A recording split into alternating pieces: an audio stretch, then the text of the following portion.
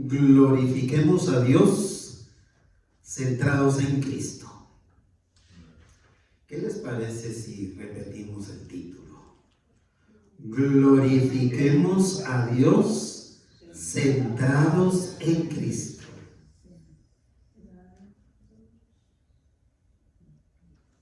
¿Por qué insistir en repetir el título? Porque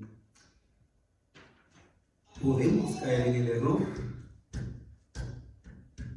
de creer que estamos glorificando a Dios sin estar centrados en Cristo Jesús. Esto lo vamos a reflexionar en base al pasaje de Filipenses capítulo 1. Filipenses capítulo 1, versículos del 1 al 11. Son los 4 unos de la cita. Capítulo 1, versículos 1 al 11. Dice: Pablo y Timoteo, siervos de Jesucristo, a todos los santos en Cristo Jesús que están en Filipos, con los obispos y diáconos, gracia y paz a vosotros de Dios nuestro Padre y del Señor Jesucristo. Doy gracias a mi Dios siempre que me acuerdo de vosotros, siempre en todas mis oraciones rogando con gozo por todos vosotros, por vuestra comunión con el Evangelio desde el primer día hasta ahora, estando persuadido de esto, que el que comenzó en vosotros la buena obra, la perfeccionará hasta el día de Jesucristo. Como me es justo sentir de todos vosotros, por cuanto os tengo en el corazón, y en mis prisiones, y en la defensa y confirmación del Evangelio, todos vosotros sois participantes conmigo de la gracia. Porque Dios me es testigo de cómo os amo a todos vosotros con el entrañable amor de Jesucristo. Y esto pido en oración, que vuestro amor abunde aún más y más en ciencia y en todo conocimiento, para que aprobéis lo mejor, a fin de que seáis sinceros e irreprensibles para el día de Cristo, llenos de frutos de justicia, que son por medio de Jesucristo, para la gloria y alabanza de Dios.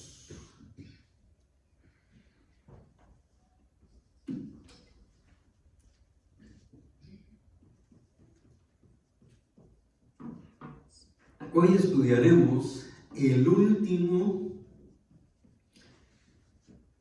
de los propósitos enlistados en esta serie de estudios, que es el propósito ejemplificado, bajo el título que ya mencioné, que ya dije: glorifiquemos a Dios centrados en Cristo, porque esa es la manera de ejemplificar, o sea, esa es la manera de dar ejemplo de que nuestro vivir lo hacemos para la gloria de Dios.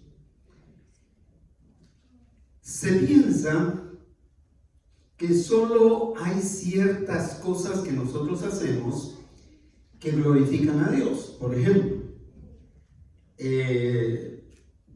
un hermano, una hermana que empieza a asistir a la iglesia piensa que cuando va a estar en posición como de alabar o de dar gloria a Dios, si no es pastor, porque piensan que las únicas maneras de glorificar a Dios es siendo pastor o siendo un misionero, titulado como misionero, catalogado como misionero de oficio, o siendo un maestro de escuela bíblica en la iglesia, o siendo el músico.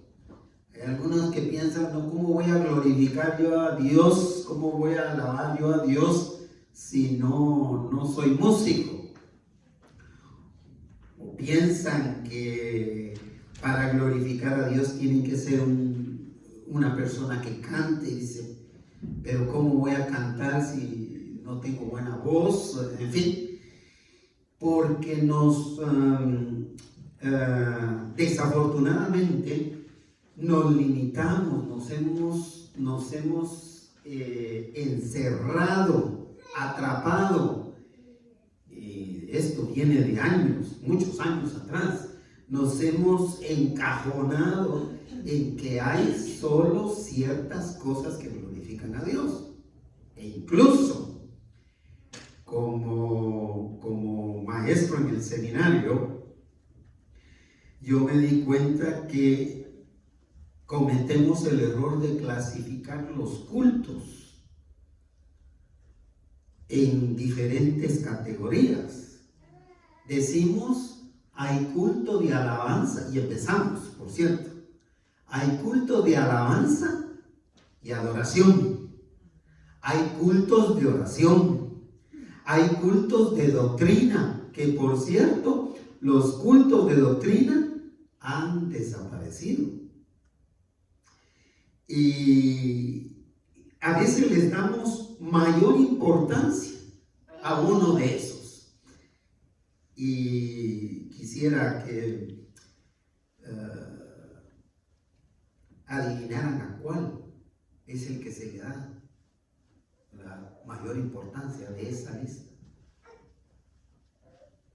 ¿De adoración? Generalmente al de alabanza y adoración. Pero eso no es cierto.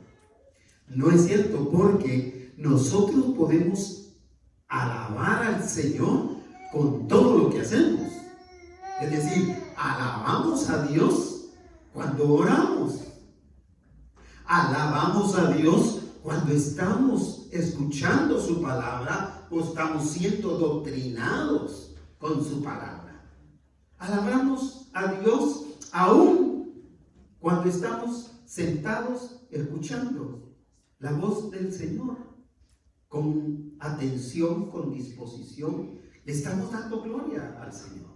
Le estamos dando gloria al Señor cuando asistimos a la iglesia. Le estamos dando gloria a Dios cuando ofrendamos, cuando cantamos.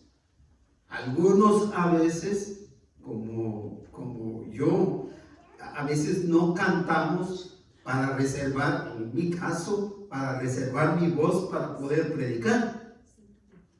Pero yo estoy alabando al Señor en mi corazón, estoy yo cantándole a mi Señor. Que no me escuchen, pues no tiene ningún problema, si al final de cuentas no estoy cantando para ustedes, ¿verdad? O si soy desafinado, pues a mí qué. Si a usted le molesta, entonces pues, traiga sus audífonos y cante al Señor para que yo no lo desafine o no la desafine. Es decir, todos esos son aspectos que debemos tomar en cuenta cuando tratamos esta serie de temas. Esta serie de temas nos ha reenfocado.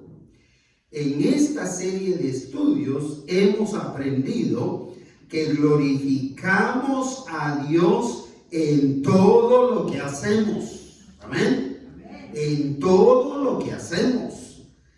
No importando lo grandioso que sea o lo insignificante que sea. Es decir, si estos trabajadores fueran gente temerosa del Señor, no lo sé porque no los conozco, los contratamos consiguiéndolos, ¿verdad? Pero lo que quiero decir es, si ellos fueran cristianos, ellos tendrían la oportunidad de glorificar y alabar al Señor con ese trabajo que están haciendo. Porque todo lo que hacemos, lo que sea, puede glorificar el nombre del Señor. Así que esto es lo que nos ha dejado esta serie de estudios, no importando si es grandioso o si es insignificante lo que hacemos, siempre y cuando lo hagamos centrados en ¿quién? Centrados en Cristo, centrados en el Señor. Así que glorificamos a Dios viviendo centrados en Cristo, en primer lugar, al encarnar el Evangelio en el diario vivir. Y qué bien nos cae este estudio, por lo que compartía nuestra hermana Salud esta mañana con nosotros. Encarnar el Evangelio en nuestro diario vivir. ¿Cómo se hace eso? ¿Cómo podemos encarnar? ¿Qué estoy diciendo cuando decimos encarnar el Evangelio? Lo que estoy diciendo es, encarnar el Evangelio significa reconocer que todo lo que somos, que todo lo que tenemos, el Señor nos lo ha dado, por supuesto, y todo lo que hacemos, todo procede de Dios. Eso es encarnar el Evangelio. Es decir, aún nuestro trabajo secular es parte de lo que nosotros necesitamos hacer con esta perspectiva, con este pensamiento, que lo hacemos porque el Señor nos ha dado la habilidad para hacerlo. El Señor nos ha dado la habilidad. Yo creo que como mínimo, tu hijo mayor dijo, va a ser predicador. Ya es un hecho. Yo lo escuché esta mañana y voy a tener que grabarlo, porque él se mete aquí y él predica. Solo espera que yo esté sentado escuchándolo y ya él predica. Ya predicó. Y lo que estoy pensando es, son habilidades que el Señor nos da para eso. Para darle la gloria, para servirlo, para bendecirlo. El apóstol Pablo, vea la manera en que se presenta a sí mismo a los hermanos en Filipos. Empieza el versículo 1 diciendo, Pablo y Timoteo son los dos siervos del Señor, son las dos personas que están escribiendo, los remitentes, que están haciendo esta carta. ¿Cómo se presentan? Siervos. ¿Qué significa? No un título. Significa un trabajo. Algo que hacen. ¿Qué es lo que hace un siervo? Servir, correcto. Entonces, está diciendo Pablo y Timoteo, servidores ¿de quién? De Jesucristo. ¿A quiénes? ¿A quiénes se dirige? A todos los santos en Cristo Jesús. ¿Qué significa santos? Apartados. ¿Apartados para qué? Apartados para servir al Señor. Entonces, al fin de cuentas, son siervos, son servidores, escribiendo o hablándole ¿a quiénes? A otros servidores. Es una carta que se está mandando de siervos a siervos. Continúa. Que están en Filipos con los obispos y diáconos. ¿Quiénes son los obispos? Este es otro término para referirse a los pastores. La convención del sur, hasta últimamente, o sea, la que nosotros pertenecemos, la Convención Bautista del Sur, hasta en los últimos tiempos ha ido aceptando este título de obispos. y especialmente en la cultura afroamericana. Ellos utilizan el obispo para referirse al pastor, pero no hay ninguna categorización en eso de orden, que el obispo me mande a mí porque yo soy solo pastor. Eso no es. La traducción y a lo que se refiere es a un pastor. El obispo se refiere a un pastor. ¿Y quiénes más? Obispos y diáconos. Al final de cuentas, pastores y diáconos, o pastores y servidores, al final de cuentas, pastores y diáconos, al final de cuentas, servidores también. O sea que en el primer versículo lo que está diciendo es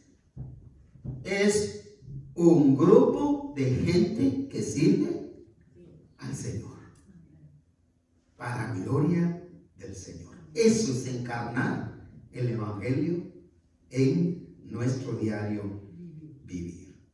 Entonces, la manera de presentarse era finalmente como siervos y santos. En otras palabras, como siervos y servidores, todos igualmente servidores.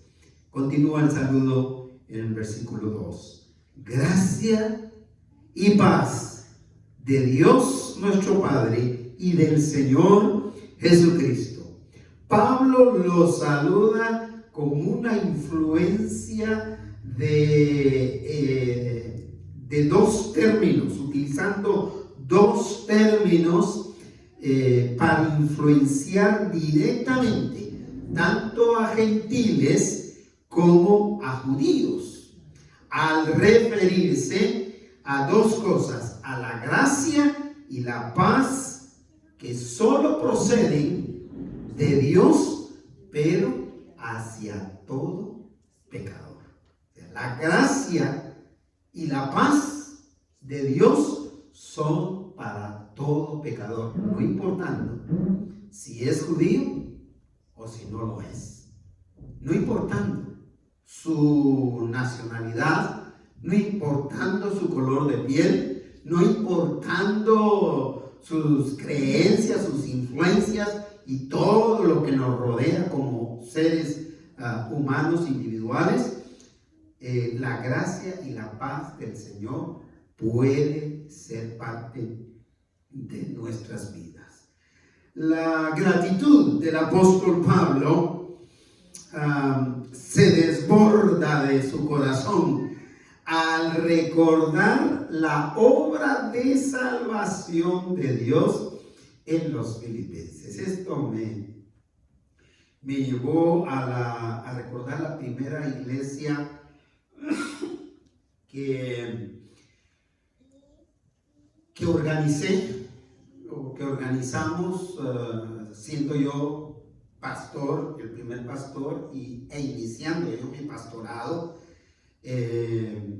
La primera iglesia que llamamos Filipos, y la llamamos Filipos porque estudiamos el libro a los filipenses, esta carta a los filipenses, y estaba dándome cuenta y empecé a recordar a todos esos jóvenes y señoritas que se arrepintieron y que fueron parte de esa congregación hace más de 40 años, 47, 48 años que esa iglesia se organizó, y estaba recordándolos y aprovechando, estaba dando gracias a Dios por sus vidas, porque hay muchos que siguen sirviendo. La iglesia ahí está, la iglesia sigue predicando ahí el evangelio, y pues éramos jóvenes. Yo era joven, es decir, había gente adulta,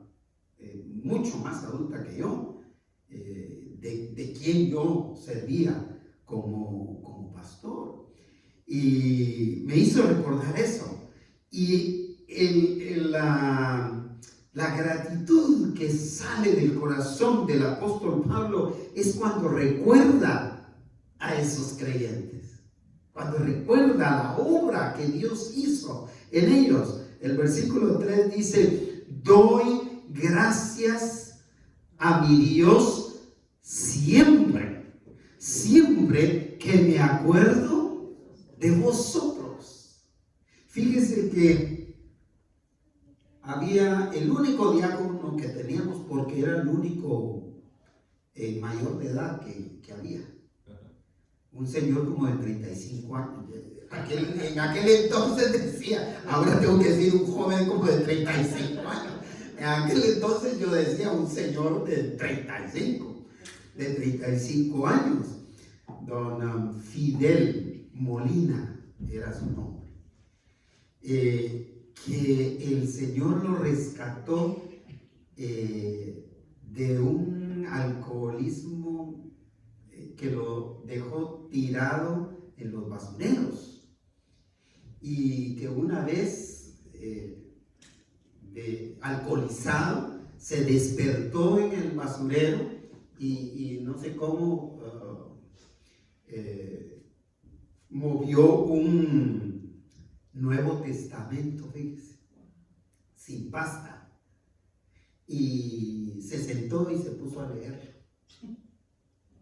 Y buscó la iglesia que estaba en la esquina del basurero, y buscó la iglesia, recibió al Señor, y ese hombre fue transformado completamente. Ahora está en la gloria del Señor, ya vive con el Señor por la eternidad.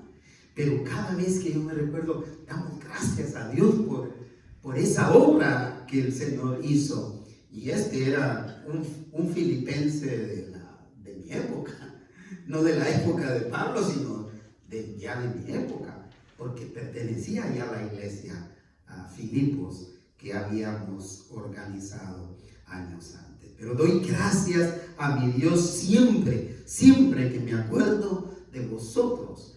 Es interesante, demos gracias a Dios por la obra maravillosa que Dios ha hecho en nosotros y que ha hecho en otros, y sirvámosle al Señor con alegría de corazón. A mí me bendice mucho escuchar a mi hermana Salud esta mañana. Y esto no le va a causar gratitud a otras personas que la estén observando, que no sean cristianos. A nosotros sí.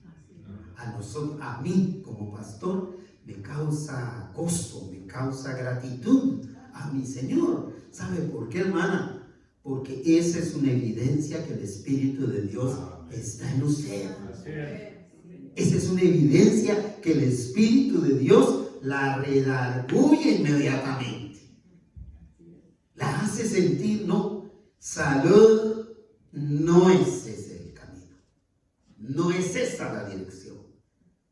No te equivoques. Y al volverse, usted otra vez entra en comunión íntima con el Señor. Y el Señor no es como los que posiblemente después vayan a estarla señalando. Porque el Señor, una vez nos perdona para su gloria. Y no se acuerda más de nuestros pecados. Así que si alguna de ellas la vuelve a atacar, será por encargo del enemigo, no por nuestro Dios. Lo que el Señor le va a recordar es que Él la ama. Y nosotros la estaremos recordando siempre en nuestras oraciones, con alegría en nuestro corazón. Siendo partícipes entonces, al ser encarnados o al encarnar el Evangelio en nosotros, somos partícipes del Evangelio de Cristo.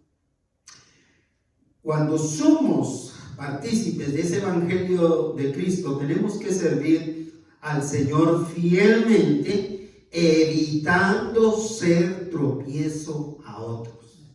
Eso sí tenemos que hacer. Tenemos que procurar hacerlo.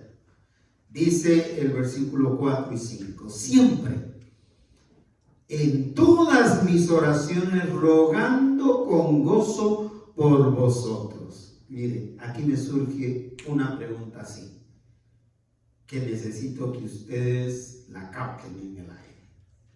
¿De qué manera podemos evitar ser tropiezo a otros? Veamos el versículo 4. Orando.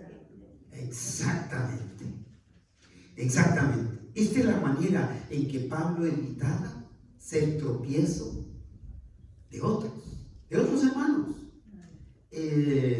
Siempre, en todas mis oraciones, rogando con gozo por todos vosotros. Hermanos, esto no debe ser una cualidad del pastor. Debe ser una cualidad de cada creyente.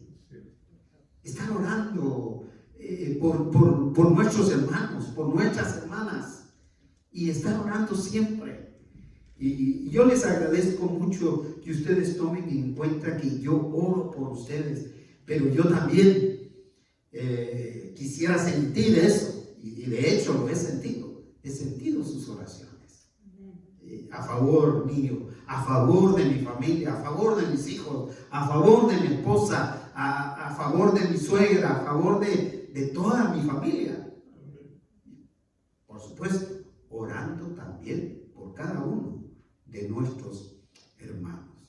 Orando con gozo por ellos, porque la razón es muy sencilla, porque son testimonio del obrar misericordioso de Dios en sus vidas. Es decir, cada uno de nosotros somos testimonio de la misericordia de Dios. Porque ¿quién iba a mostrar tanta misericordia sino Dios? Para sacarnos de donde nos sacó. ¿Verdad? El versículo 5 continúa. Por vuestra comunión, continúa diciendo. O sea, encarnar el Evangelio es tener comunión. Por vuestra comunión en el Evangelio. Desde el primer día hasta ahora. Otra vez nuestra hermana Salud. Por vuestra comunión en el Evangelio. ¿A partir de cuándo? Desde el primer día que se entregó al Señor. ¿Hasta cuándo? Hasta hoy. Y eso hay que decirlo mañana. Desde el primer día hasta hoy. Y eso hay que decirlo pasado. Y eso hay que decirlo hasta el día que nos veamos en la presencia del Señor. Esa es la manera de encarnar el Evangelio en nuestro diario vivir. Y esa encarnación con el Evangelio era la conexión que había entre el apóstol Pablo y los filipenses como resultado de la obra del Evangelio en la vida de ellos. Es decir, la conexión que yo tengo con ustedes se debe a que todos nos hemos encarnado o hemos encarnado el Evangelio en nuestra manera de vivir. Amén. Y repito, quizá todos debiéramos bueno, tal vez es una locura, pero tal vez todos debiéramos en algún momento expresar ese tipo de fallas que tenemos para hacernos sentir, bueno, que sí seguimos en este mundo caído, ¿verdad? Es decir, cuando tenemos una falta, es bueno decirlo.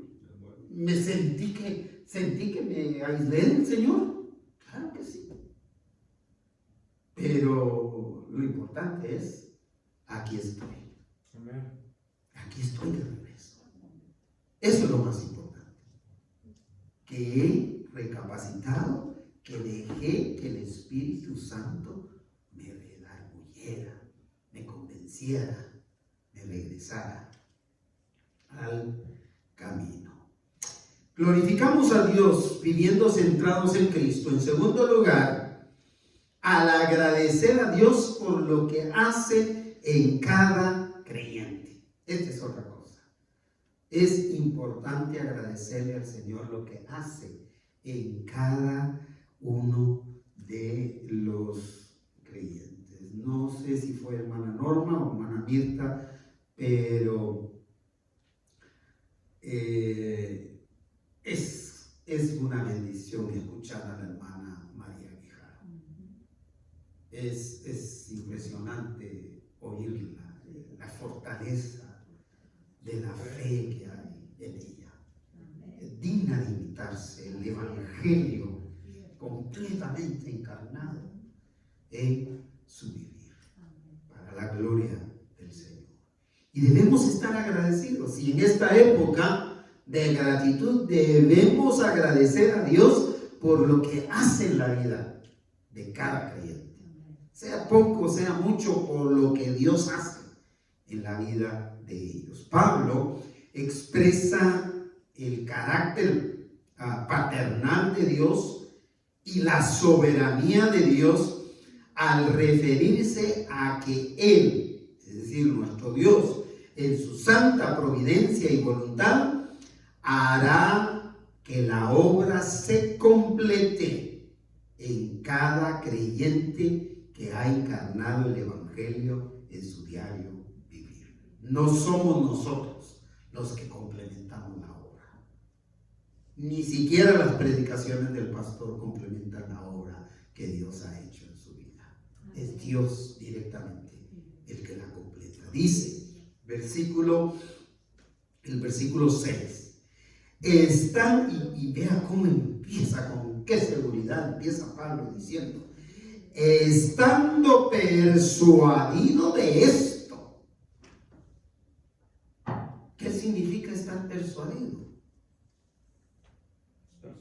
¿Estar seguro? Estoy completamente seguro, totalmente convencido, totalmente transformado en lo que está diciendo el apóstol Pablo. Estando persuadido de esto, que el que comenzó en vosotros la buena obra, la perfeccionará hasta el día de Jesucristo. Aleluya. Estando convencido de esto, hermano Roy, que el que comenzó la buena obra en su vida la va a perfeccionar. Gracias, Señor. Gracias. En su presencia. Gloria sea el nombre de nuestro Dios, que Él está trabajando en la vida de cada uno de nosotros. Y hay que agradecerle por lo que Él está haciendo. Dice: estando persuadidos entonces de que el Señor que comenzó en nosotros esa buena obra de encarnar el Evangelio en nuestro diario vivir, la perfeccionará hasta ese día de Jesucristo. Que Él venga por nosotros o nos llame a su presencia. Pablo era testigo del buen trabajo de los filipenses. Que filipenses para trabajar arduamente para el Señor, viendo así un propósito ejemplificado en ellos, es decir, un propósito que era un ejemplo, un verdadero ejemplo, un ejemplo digno de imitarse. Eso es lo que significa un propósito ejemplificado, es decir, que yo vivo el propósito de Dios de tal manera que le doy la gloria al Señor con todo lo que hago, que es un ejemplo digno de imitarse. ¿En qué consiste esa buena obra? de la que está hablando el versículo 6, consiste, primero que nada, en la redención del pecador. Es decir, el Señor nos redimió por su gracia, nos limpió de pecados. Pero también consiste en la encarnación o en encarnar el Evangelio, que Dios se encarga de encarnarlo en cada creyente en su diario vivir. Dice el versículo 7, como me es justo que sentir. Lo que está hablando Pablo ahora es lo que él siente. Como es justo sentir esto de vosotros. Como me es justo sentir esto de vosotros. ¿Qué? Por cuanto os tengo en el corazón. Los amaba. Amaba a cada creyente. Ahí con todos sus defectos amaba a esos creyentes. Les digo, este tema me llevó a 47 años atrás, con esta primera congregación, con esos jóvenes. Yo los amaba, a estos jóvenes, a estas señoritas, porque yo sabía todas sus debilidades, yo sabía todas sus luchas, sabía todas sus habilidades también, sabía todos sus profundos deseos de vivir para el Señor, de glorificar al Señor. Algunos de ellos me invitaron a venirnos a los Estados Unidos para iniciar obra aquí. Yo les dije, no, a los Estados Unidos no voy a ir a hacer absolutamente nada. Aquí está mi lugar. Pero eso fue mucho, muy atrás. Así que, pero esta es la idea que quiero presentarles. Como me es justo sentir esto de vosotros, por cuanto os tengo en el corazón, dice. En mis prisiones, ¿dónde más estaban? En sus prisiones. ¿Qué significa eso? Que lo visitaban, que velaban porque tuviera lo que necesitaba. Si había necesidad de llevarle una cobija, se la llevaban, estaban al corriente de él, porque él seguía escribiendo. Desde la cárcel, él seguía escribiéndoles.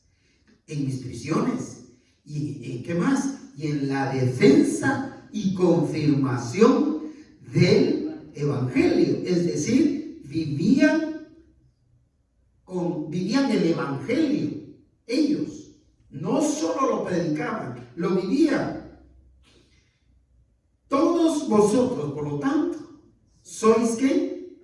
Participantes conmigo de la gracia.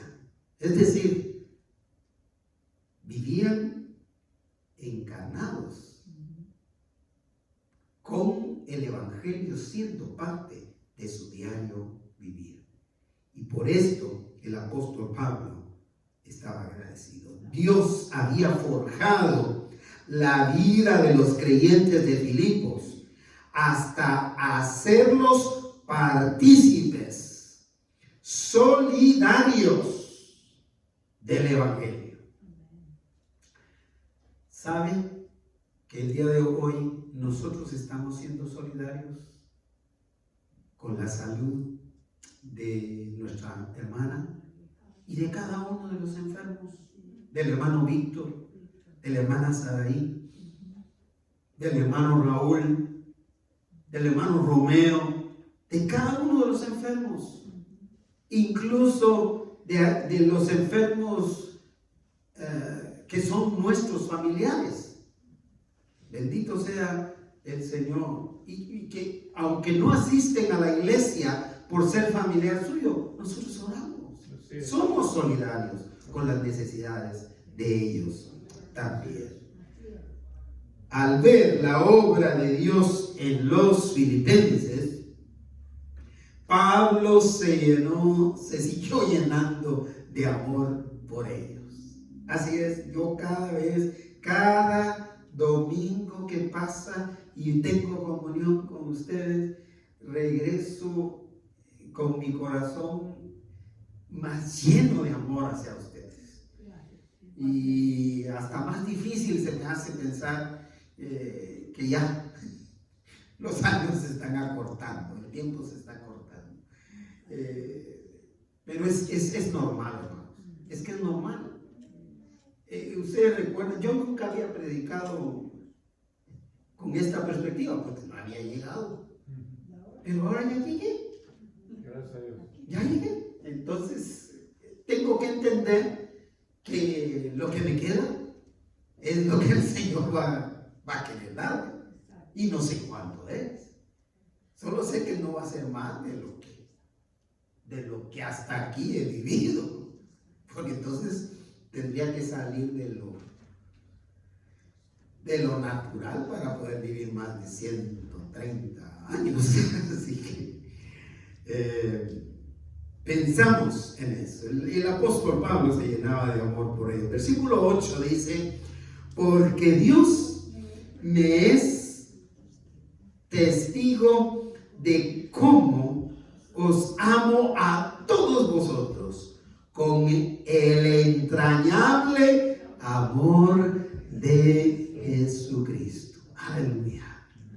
Esa es la clase de amor que debemos expresarnos, que debemos manifestarnos, que debemos sentir nosotros el uno para con el otro, de nuestros hermanos a nuestras hermanas, de nuestras hermanas a los hermanos, de igual manera. Pablo estaba agradecido con Dios por la solidaridad de los filipenses con todos sus padecimientos. Glorificamos a Dios entonces, viviendo centrados en Cristo. En tercero y último lugar, al crecer magnificando el nombre de Dios. Crecemos en alabar al Señor, en adorar al Señor, en la calidad de nuestra alabanza.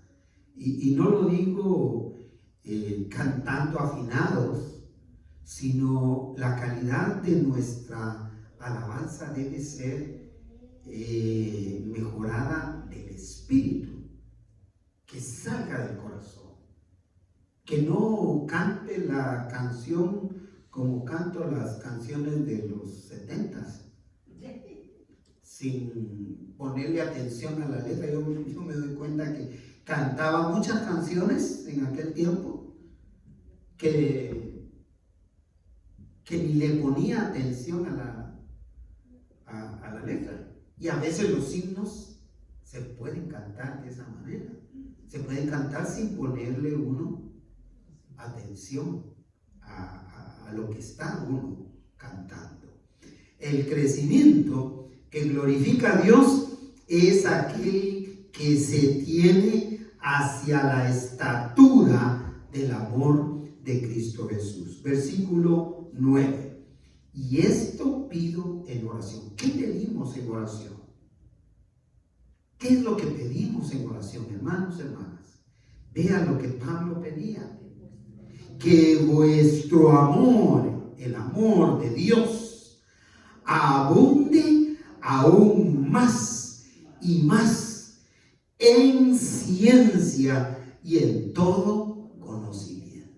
Que el amor de Dios crezca en dos direcciones. ¿Cuál es la primera? En ciencia. ¿Qué significa en ciencia? Significa en comprensión de la moral, de lo que es moral. Que el amor de Dios nos haga crecer en el entendimiento del actuar con moral, de tener una moral que glorifique el nombre del Señor.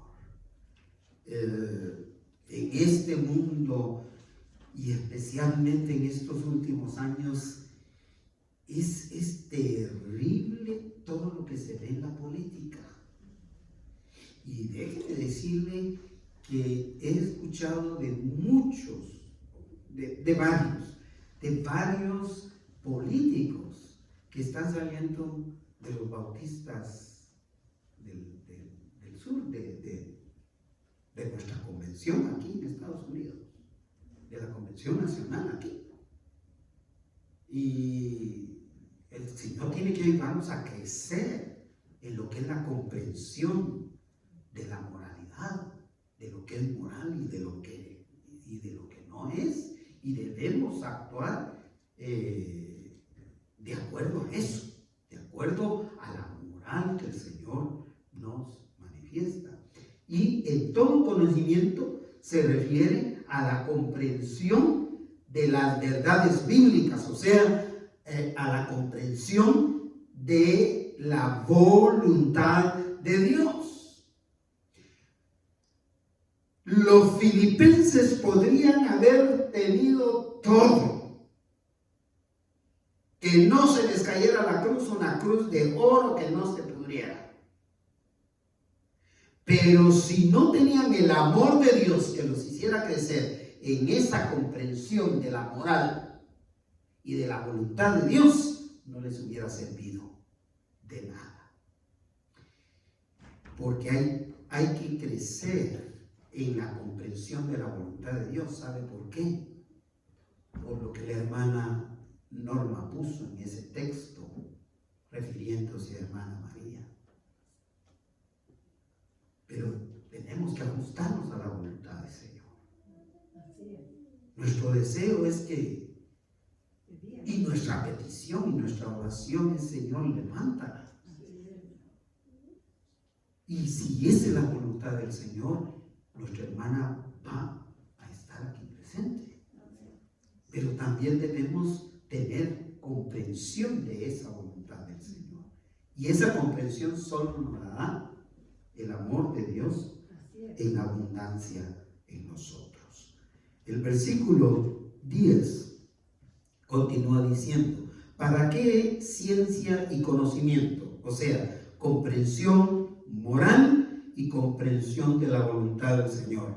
Para que aprobéis lo mejor, a fin de que seáis sinceros e irreprensibles para el día de Cristo. Sin comprensión moral y sin comprensión de la voluntad de Dios, nosotros no podremos recibir al Señor siendo sinceros e irreprensibles delante de Cristo Jesús. Por eso necesitamos crecer en esa dirección. Cultivemos la comprensión moral y la comprensión de la voluntad divina en preparación para nuestro glorioso encuentro con Cristo Jesús. Pablo nos anima a seguir creciendo, dando fruto mediante Jesucristo para la gloria de Dios. Y con esto cerramos esta serie de estudios de vivir haciendo todo lo que da gloria al Señor. Versículo 11: llenos de fruto de justicia que son por medio de Jesucristo, lea conmigo, para gloria y alabanza de Dios. ¿Leyó conmigo?